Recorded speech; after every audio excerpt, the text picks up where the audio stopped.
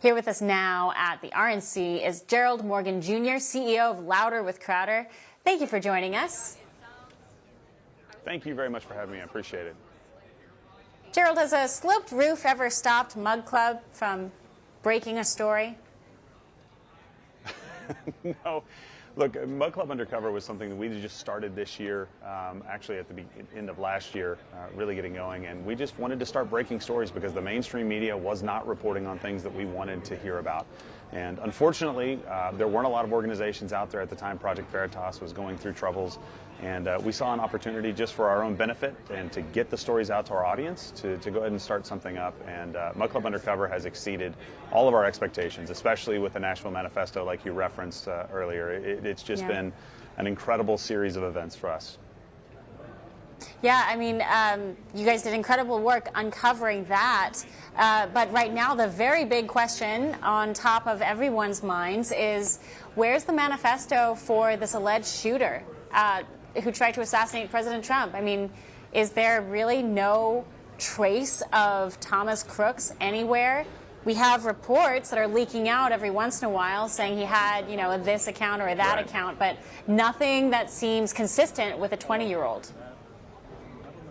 No, it doesn't seem consistent with a 20-year-old, especially in this day and age. There's going to be some kind of social media footprint. There's going to be some kind of chat group. There's going to be something that is out there that we can get. And one of the things about the Nashville Manifesto that we wanted to release it for was because every single time there was a person that fit the narrative of the mainstream media, the manifesto hit immediately. We knew the motive immediately, and everybody jumped on it. But as soon as the shooter didn't fit the narrative, we didn't hear about it.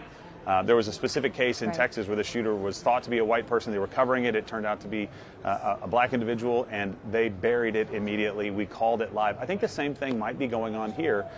Even though this is a white shooter, it just seems like no information is out there, and that should never be the case, because what happens in the place of accurate reporting and information is conspiracy theories abound, and you and I are seeing that.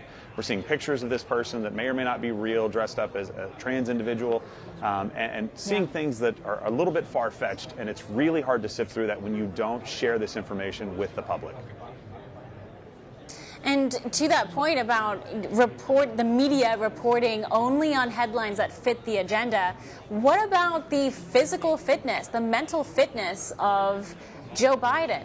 I know when I covered the White House, when Joe Biden first walked in, we knew then that he was not physically or mentally fit. OAN reported it, you guys reported it, but at this point, it's now politically convenient for the left to now say he is not fit to serve.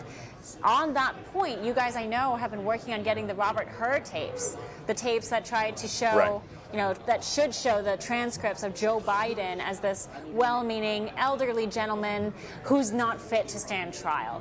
How's that search going? The search is ongoing. We get a lot of tips that come into our tip line, lwctips@protonmail.com, if anybody has a tip out there. We get a lot of tips, and we're looking at each one of those. We're tracing those down. Look, we knew this before he ran for president. This is not a surprise. The only people that seem to be surprised by this right now are the mainstream media. They're like, oh, wait a minute, maybe Joe Biden isn't fit to be in office. We've known this for years. It is convenient, but here's the problem. It's an act. Now that Donald Trump, now that the Trump assassination attempt has happened, it seems like there's no possible way. It looked very grim before there, but there's no possible way that he loses if we keep up the pressure, and he will become the president. Who wants to step in and try to take him on right now? I know there's a lot of talk right now about Joe Biden stepping down potentially this weekend. Who knows if that's real or not? I know he's getting a lot of pressure from donors and high-ranking Democrat officials. But I don't know of any person on the planet that would want to step in and run against this president after surviving this assassination attempt and then giving the speech tonight that we will be covering live 9 p.m. Eastern. Make sure you guys check that out. It's incredible. I wouldn't want to do it. Even if they offered it to me, I would be like, nope, there's no way. I'm not even the same party, but even if you said, hey, run for president for a day, nope. There's no way. This guy's going to win, hands down. No, I'm with you. It's a tainted baton, right? He's trying to hand off a legacy that's awful and fight against a massive wave of now newfound support for the MAGA movement. And not just newfound support, I think openly confident support for the America First agenda. And so that's a huge hurdle to overcome. But still, Nancy Pelosi coming out, leaking her story, leaking her malcontent to CNN and to Politico Playbook. That's a turning point. For all our viewers asking where One America News is heading in the future, we would like to introduce you to OAN Live.